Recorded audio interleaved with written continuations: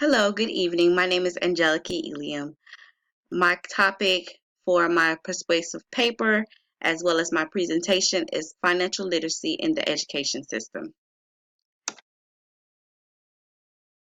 I chose this topic because in my career, I'm actually a personal banker where I actually do this for a living with taking care of um, the elderly, young adult, middle age, as well as teenagers.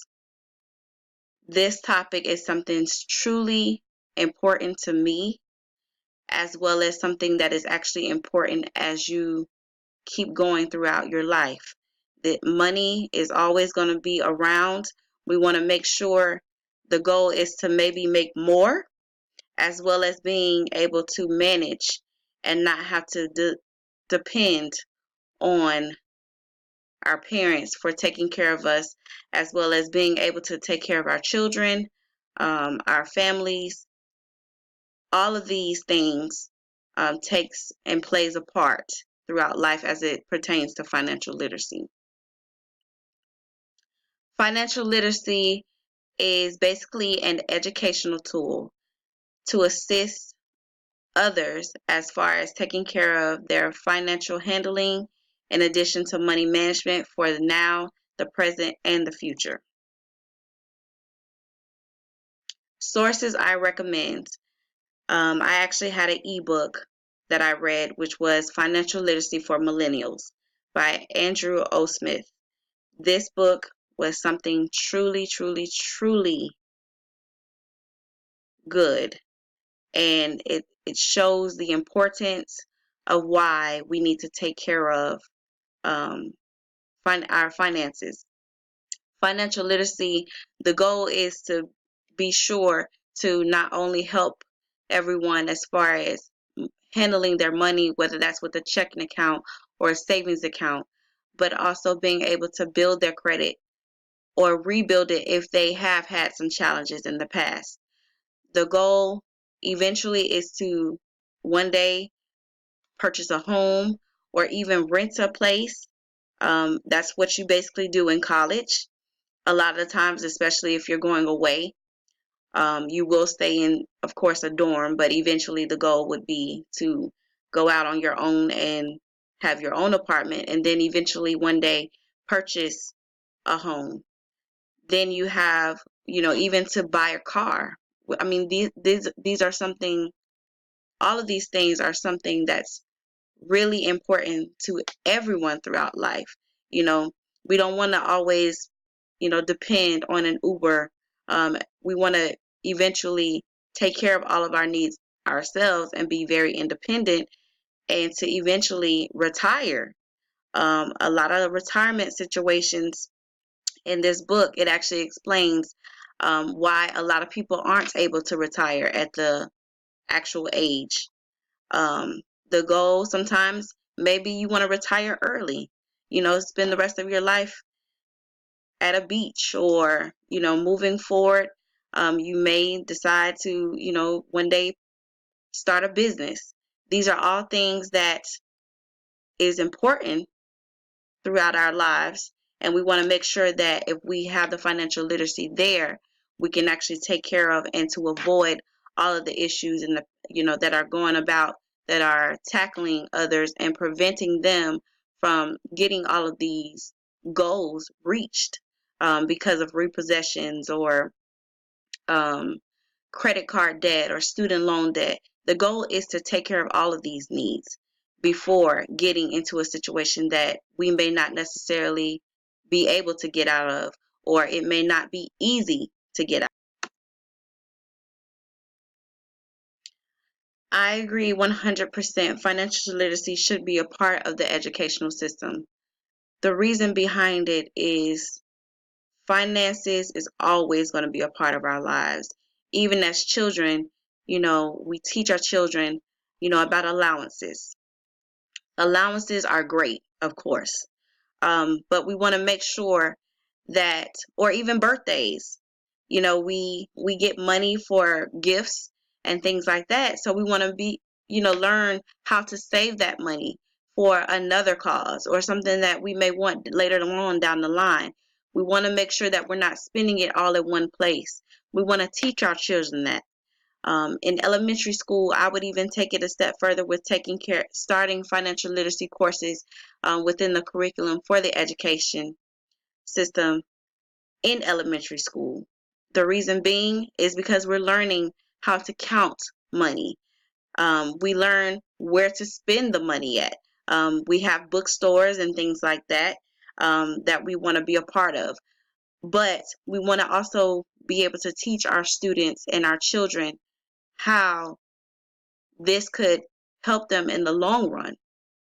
We want to someday be able to manage the money or save it or put it into a checking, letting it sit there for a while, or having a checking and a savings where they use some of the money for the checking and then maybe putting the rest into a savings account.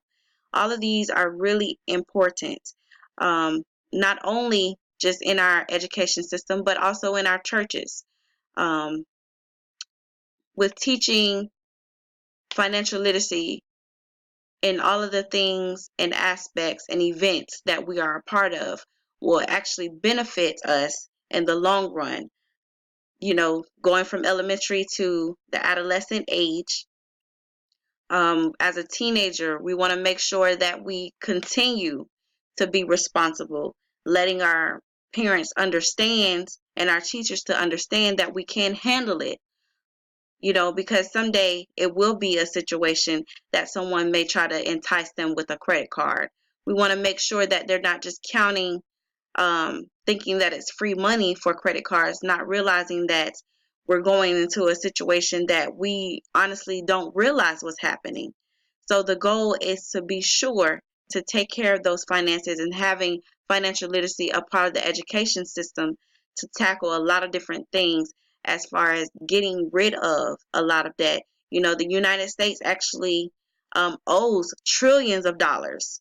And we want someday for our children to grow up and be politicians and, doctors and lawyers and all of that stuff. But we also want to make sure that their finances are taken care of, even though they may be taking student loans out, things like that. We want to make sure that all of this is being taken care of.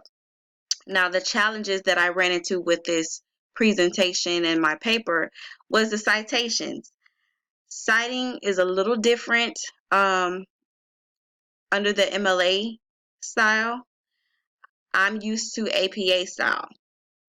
So that was a challenge for me, and thinking about plagiarism actually scares me the most. I want to make sure that I'm giving everyone who I'm citing credit so that I'm not counted against, and I want to make sure that I'm making a good grade. Putting it all together with the citations, the papers, the bibliographies, the research that I had to do, the annotations that I did in the books, using everyone's an author actually helped me in the long run as far as taking care of my citations and learning the process, whether that's one or more authors that were a part of that article. All of those things I feel were truly things that were needed, but I really had a challenge when it came to all of this as a whole. The benefits of this project, I feel, I learned how to find new sources, not always, depending on the internet.